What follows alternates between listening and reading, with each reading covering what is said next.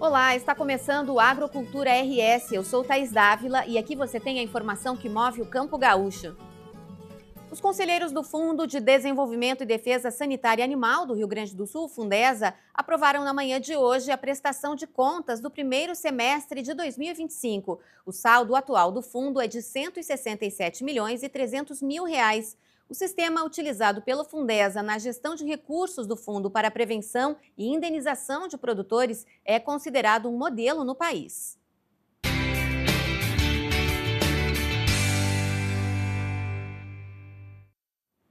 Já diz a frase famosa: o golpe tá aí, cai quem quer. Mas não é bem assim. A cada dia que passa, os criminosos digitais que usam plataformas de comércio virtual, por exemplo, se aperfeiçoam e trazem prejuízos às pessoas de qualquer segmento. No ramo do agronegócio não é diferente. A gente conversa agora com o delegado Eiber Moreira, diretor do Departamento de Repressão aos Crimes Cibernéticos, para saber quais são os tipos mais conhecidos de golpes ou tentativas de golpes envolvendo a área rural. Tudo bem, delegado? Tudo bem, boa tarde. Ah, Atualmente nós temos aí acompanhado uma crescente nos golpes ocorridos em ambiente virtual. Isso se deve muito à popularização e ao aumento de usuários da rede de computadores. Nós temos dois eventos marcantes aí que incrementaram e que potencializaram os crimes cometidos em ambiente virtual.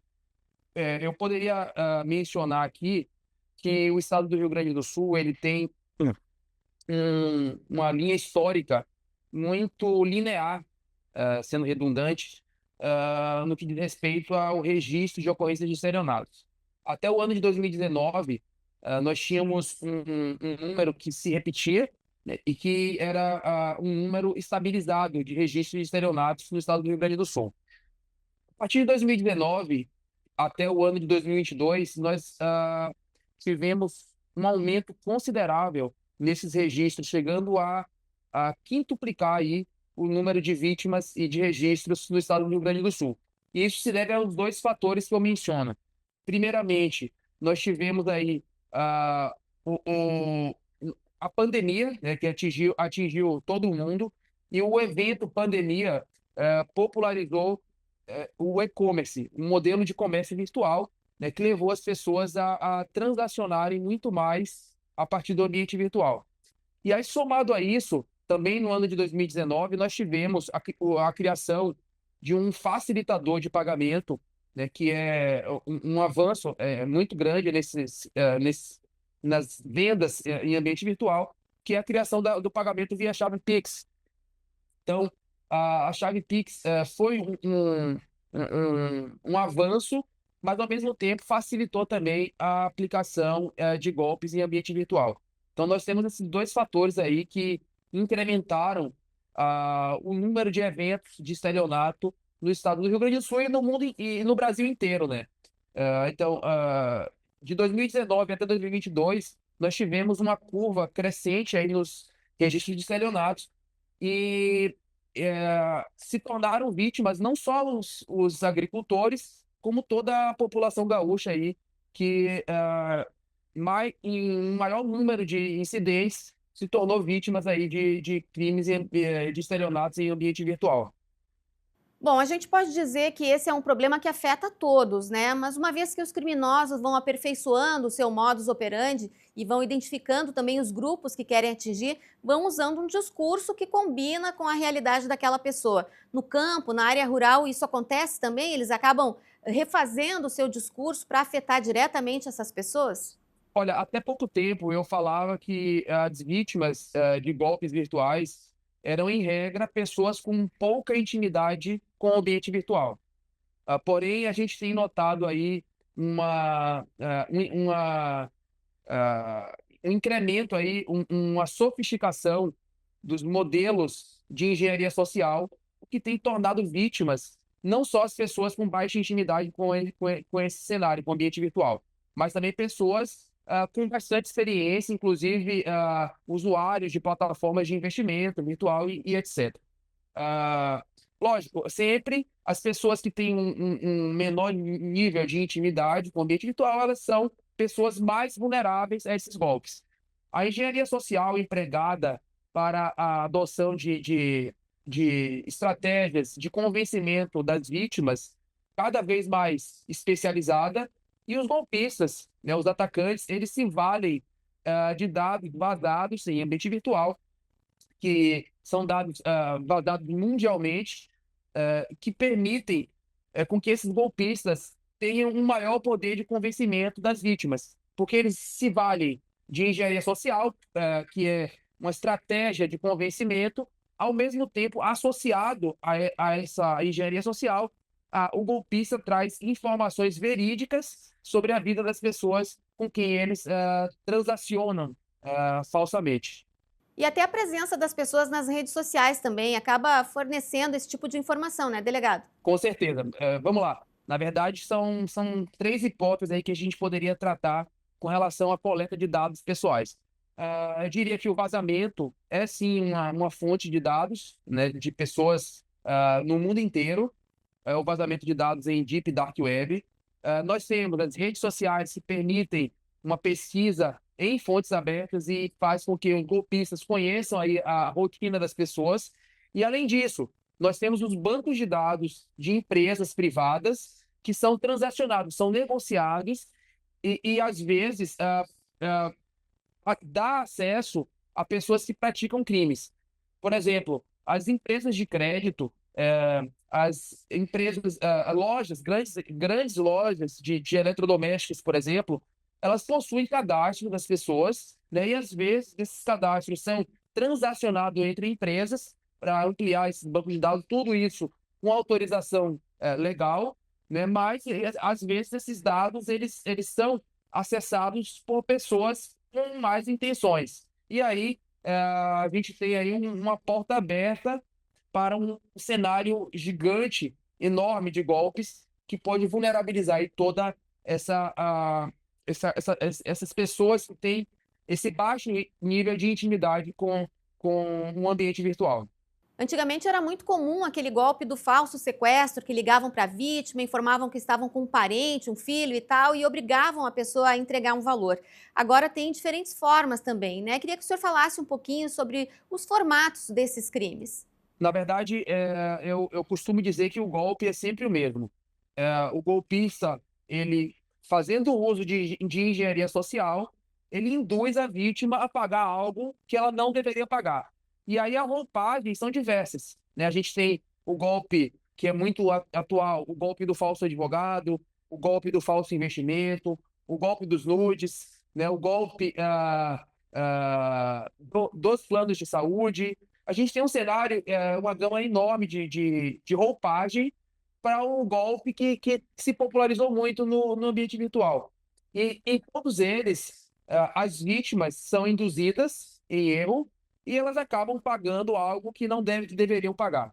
Delegado, o agricultor em geral, ele lida com produtos muito valiosos, cargas valiosas, insumos que são muito caros e os próprios equipamentos. Quais seriam os casos mais comuns que o senhor já presenciou e poderia nos contar?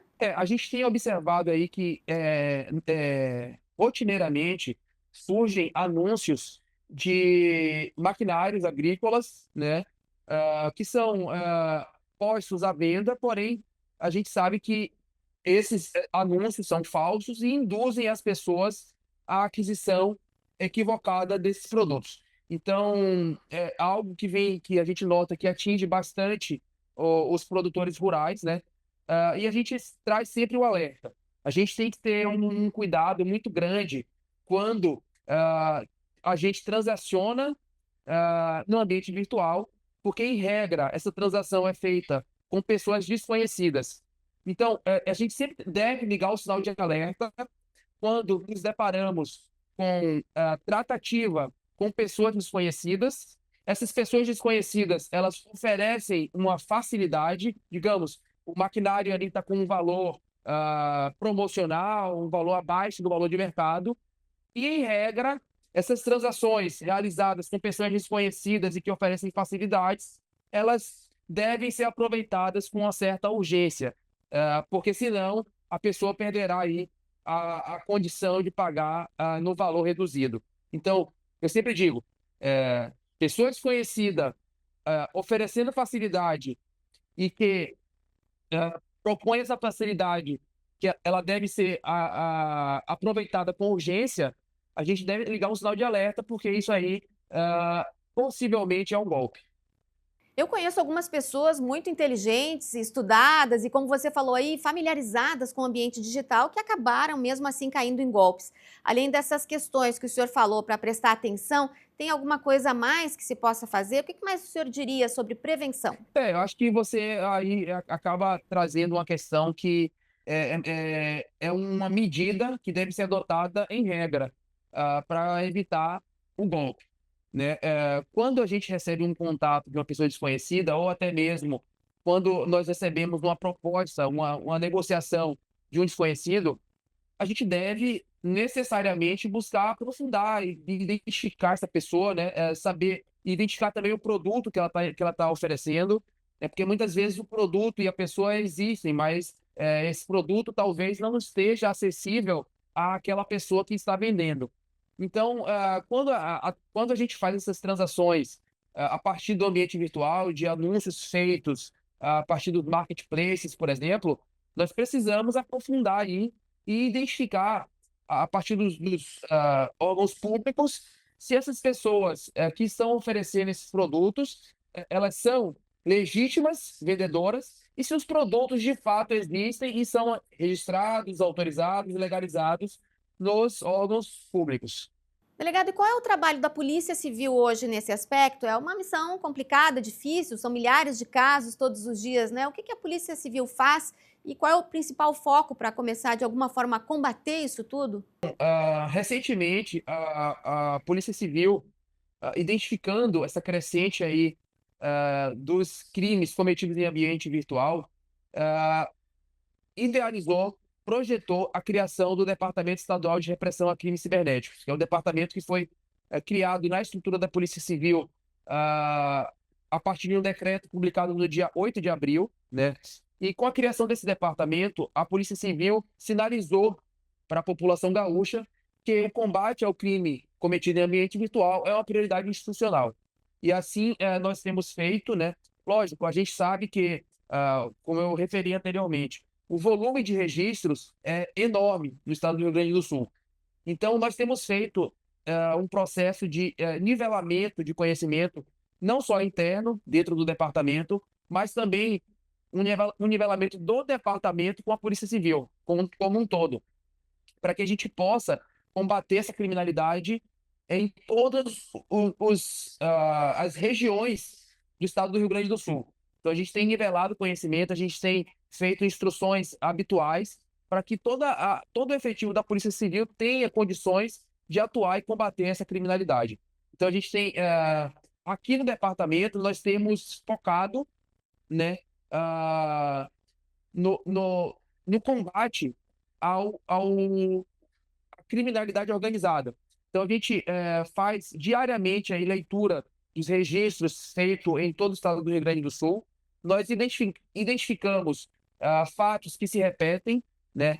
E aí, a partir dessa indexação de fatos repetidos, nós buscamos parâmetros dentro desses fatos que linkam essas ocorrências, e a partir dessa indexação que nós fazemos, nós combatemos aí eh, um modelo de golpe que está sendo praticado pelas organizações criminosas atuantes aqui no estado do Rio Grande do Sul. O que a gente tem notado aí é que esses grupos criminosos, eles atacam o Rio Grande do Sul e, em regra, são pessoas que atuam em outros estados da federação.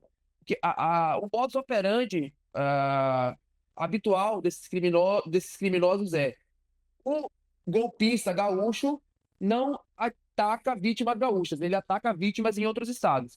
E da mesma forma que os nossos golpistas não atacam as nossas vítimas, os golpistas de outros estados, eles acabam atacando as nossas vítimas. Então, a gente tem fortalecido aí a interlocução com os outros estados da federação, né, para que a gente possa executar as nossas operações. E isso tem sido uma rotina do departamento. O departamento foi criado no dia 8 de abril desse ano, e de lá até aqui, A gente está fechando hoje, exatamente hoje, 90 dias de criação dos departamentos, 3 meses. E nesse período, nós fizemos 4 grandes operações, né, que resultou aí na prisão preventiva de 32 indivíduos, e são prisões preventivas decretadas pelo Poder Judiciário em crimes sem violência ou grave ameaça, porque os estelionatos não são crimes de violência. E essas 32 prisões foram executadas em 7 estados da federação, que fizeram vítimas aqui no estado do Rio Grande do Sul. Que bom, parabéns pelo trabalho, delegado. Agora eu queria entender um pouquinho a importância do registro, né? Porque às vezes, por serem, em muitos casos, pequenos valores, pequenos crimes virtuais, a pessoa é lesada em 80, 100 reais e acaba não fazendo o registro. Qual a importância do cidadão que foi lesado de alguma forma, em qualquer valor, realizar um registro policial e de que forma ele pode fazer isso? Olha, o registro é fundamental e é o primeiro passo para tudo. Até porque, como eu relatei agora anteriormente, a gente faz a nossa atuação aqui do DERC, ela é pautada especialmente pelo volume de reiterações dos grupos criminosos. Então, a gente sabe que muitas vezes o valor do prejuízo das vítimas é um valor que às vezes não é tão grande, porém a reiteração é importante para a gente, porque muitas vezes o golpista ele não personaliza uma vítima. Na verdade, ele lança um golpe e esse golpe atinge milhares de vítimas. Então, é importante identificar essa reiteração, essa multiplicidade de vítimas, porque a atuação da Polícia Civil ela se vale especialmente desse cenário de condutas reiteradas, né, e que levam a um número elevado de vítimas. Então, é importante o registro e todas as vezes que a pessoa for vítima, ela deve procurar imediatamente um plantão de qualquer delegacia do estado para registrar o seu fato, ou até mesmo fazer o registro pela delegacia online. A gente orienta que, quando for feito esse registro, que as pessoas levem consigo informações que são relevantes para a nossa investigação, como, por exemplo, número de telefone que fez contato com a vítima, ah, endereço de e-mail em que houve o contato, redes sociais que serviram para contatar a vítima, chave Pix que foi fornecida para o pagamento. Tudo isso é de extrema relevância e que pode nos dar aí um caminho para a investigação. Tá certo, então, delegado Eber Moreira, muito obrigada pela participação e sucesso nas investigações. Obrigado. Obrigada. O Agrocultura RS faz um intervalo, em seguida voltaremos com outras informações para você. Até já. Estamos de volta com o Agrocultura RS. E o futuro do seu filho começa pela escola em que ele vai estudar. A rede de escolas da Ubra tem um recado para você. Matrículas abertas na rede de escolas da Ubra. Aqui, seu filho vive um mundo de novas possibilidades a cada dia. Faça parte de uma comunidade com experiências de ensino com humanidade para além do ambiente escolar. Aqui você encontra atendimento individualizado, valorização do esporte em todos os níveis de ensino, ênfase na língua inglesa, iniciativas e projetos inovadores. E ainda conta com aulas de robótica, educação tecnológica e cultura maker, além de desenvolver em nossos alunos uma mentalidade empreendedora. Tudo isso com preparação para vestibulares e Enem inserida no dia a dia, durante toda a jornada do aluno. Acesse ubra.br/escolas e agende sua visita agora mesmo.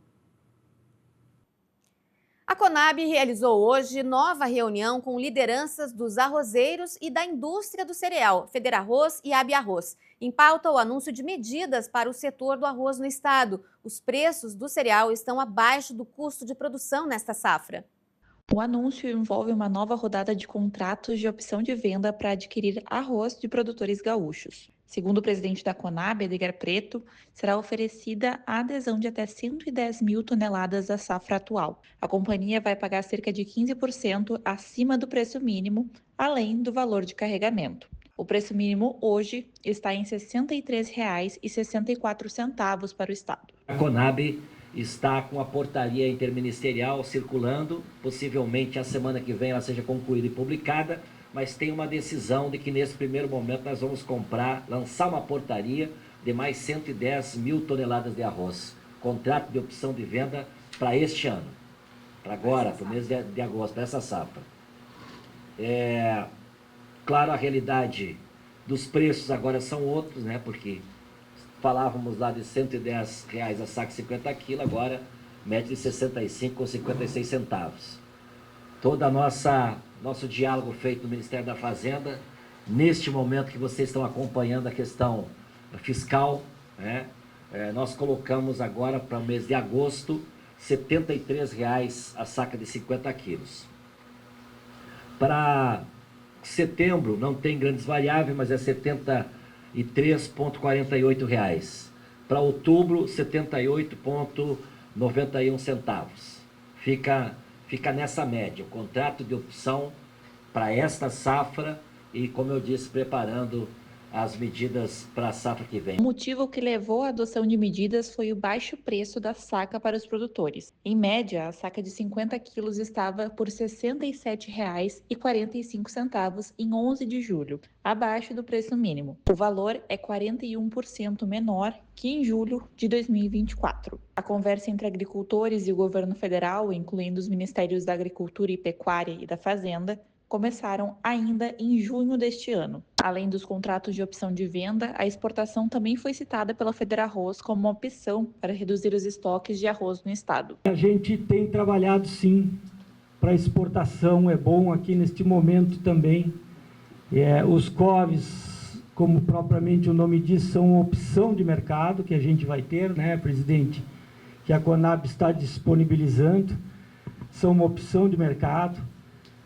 Uma alternativa a mais aos produtores. É necessário que os produtores do Rio Grande do Sul, os produtores gaúchos, entendam que a exportação de arroz é importante para que nós diminua o estoque de arroz, não só no Brasil, como dentro do Mercosul.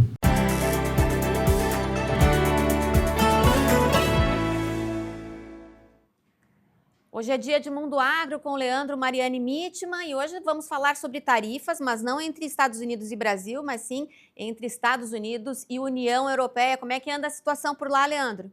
A coisa enfiou também para os europeus, não é só para nós aqui. A principal diferença é que as tarifas para cá são de 50% e lá para os europeus é de 30%. E o Trump mandou uma cartinha lá para eles, assim como mandou para o Lula aqui, mandou lá para os europeus, e ele justifica que tivemos anos para discutir nossa relação comercial com a União Europeia, algo que ele falou aqui para o Lula também, e concluímos que devemos nos afastar desses déficits comerciais persistentes e prolongados, causados por políticas tarifárias e não tarifárias da União Europeia. Nosso relacionamento tem sido, infelizmente, longe de ser recíproco. Aí eu fui dar uma analisada mais aprofundada sobre como é que é a relação da União Europeia com os Estados Unidos. E realmente o déficit americano é bem grande lá em relação à União Europeia. Foi de 58 bilhões de dólares no ano passado, ou seja, os americanos venderam para os Estados Unidos, para a União Europeia 58 bilhões a menos, assim. Do que a União Europeia mandou para os Estados Unidos. Mas eu fui aprofundar, que é a nossa área aqui, né, a questão mais do agro. Eu fui fazer uma análise mais aprofundada sobre o agro e aí eu fiquei, digamos assim, um tanto apavorado com as diferenças, assim. Só para dar uma ideia, no ano passado, já números desse ano, mas eu preferi limitar a 2024, né? No ano passado, os europeus venderam para os Estados Unidos 35,8 bilhões de dólares em produtos agro. Algo como 13% de tudo que a União Europeia exportou em produtos agro foram os Estados Unidos. E os Estados Unidos, que é um dos maiores produtores agro do mundo, talvez até o maior, depende de que tipo de análise se faz, vendeu para a Europa apenas, entre aspas, né, 12,8 bilhões de dólares em produtos agro. Ou seja, essa reclamação do Trump, digamos assim, essa fúria dele aí com os europeus está mais do que justificado. Ao contrário do Brasil, que o Brasil compra mais do que vende para os americanos, mas isso é outra, digamos assim, é o assunto que não cabe agora, que está sendo discutido. Para a Europa, realmente há um desequilíbrio muito grande.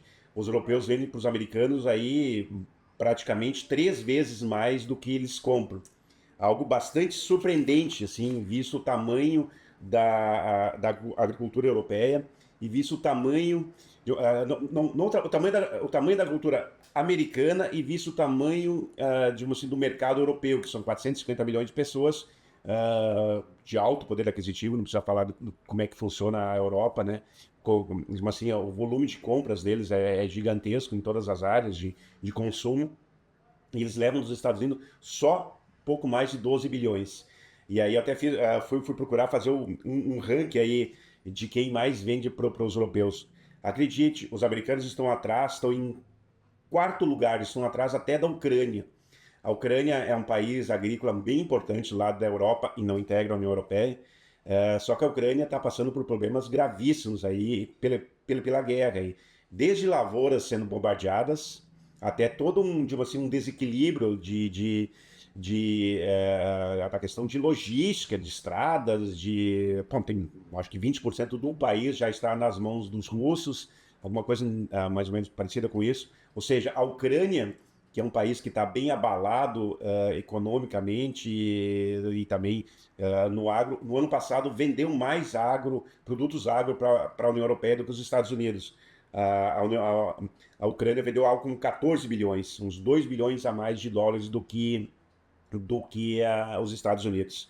Mas, para finalizar o ranking aqui, em segundo lugar está o Reino Unido, como o maior fornecedor agro para a União Europeia, mais de 20 bi no ano passado. E, em primeiro lugar, o nosso Brasil. O Brasil foi que vendeu no ano passado algo como 26 bilhões de dólares, em torno de 13% de tudo que a União Europeia, 13% de tudo que o agro brasileiro exportou foi para a União Europeia. Então, resumindo o ranking, em primeiro lugar Brasil, em segundo Reino Unido, em terceiro a Ucrânia e em quarto os Estados Unidos. Ou seja, toda essa indignação do Trump aí, que ele quer equilibrar, ou ele quer as balanças comerciais aí, digamos, em relação especificamente à União Europeia, digamos que ele tem uma certa razão, sobretudo na questão agro aí. Como eu disse, a agricultura americana é gigantesca e ela exporta para a Europa algo como 1/3 do que a União Europeia exporta para os Estados Unidos. Então, digamos, eu trouxe esse paralelo aí, já que está se falando que o Trump está exagerando com o Brasil, já que faz muitos anos que os Estados Unidos vendem para o Brasil muito mais do que o Brasil vende para os Estados Unidos, da economia em geral, né? Não exatamente a agro. Ele não deveria ter dito, inclusive ele disse que há um desequilíbrio e tal. Ele tem uma boa razão em relação à União Europeia. E a gente vai esperar aí para ver como é que vai ser, se esses 30% vão ser aplicados aí para os europeus a partir do dia 1º de agosto, assim. A União Europeia, a Comissão Econômica Europeia lá que administra a União Europeia já disse que vai reagir, que também pode retalhar. Vamos aguardar aí os próximos capítulos e vai ter muito capítulo aí pela frente, Thaís, nessa relação Trump aí com o mundo, especialmente no agro, né? Que é algo que atingiu muito o Brasil e pode atingir muito a Europa, a União Europeia mais especificamente. Até a próxima. Até a próxima, Leandro. O Agrocultura RS de hoje termina aqui, a gente volta amanhã. Até lá!